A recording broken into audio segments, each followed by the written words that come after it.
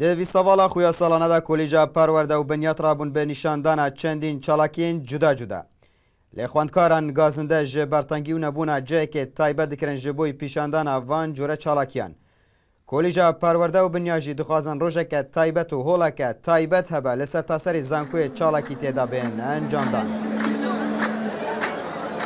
جمعه برطنگه چه بیتوا او دیدوا تبینی کرد امنشان گلتشتا نمایشا پیش کن وقت دیلانا آنده نمایشت فلکلوری داخل زنکا دو که نبتنه پشکک خوش فلکلوری کردی بکتا خودان بلکو زنکا دو که خر خوب فلکلوری کردی بکتا خودان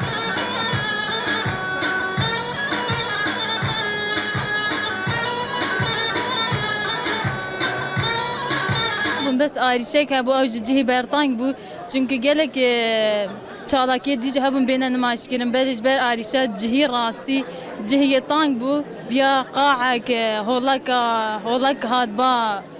درست کردن بو و جوره ویستاوالا چونکه ویستاوالا توسا گله که گرنگ مقتابیان بین دانا جاگی خود گینا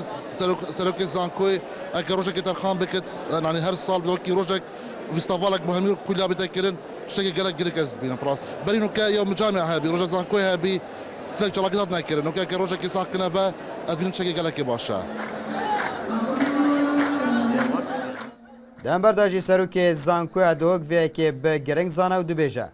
اتنها دا نکارین وی پنگاوی پاویجی بته گرنگ هم ده سراوسین و هر هیام وان پیشانگاه ده بو قطابیت خو دانین تاکو وی کلا پوریش بیر نکن بینتن بو نفشنی اوجی ممکنه سر آست زانکوی همیه بیتا کرن بس نه وگاوه بچکو بس روشا وگاوه نه هاری کار کوی چلی بیتا کرن بس آینده انشالله دویجی کن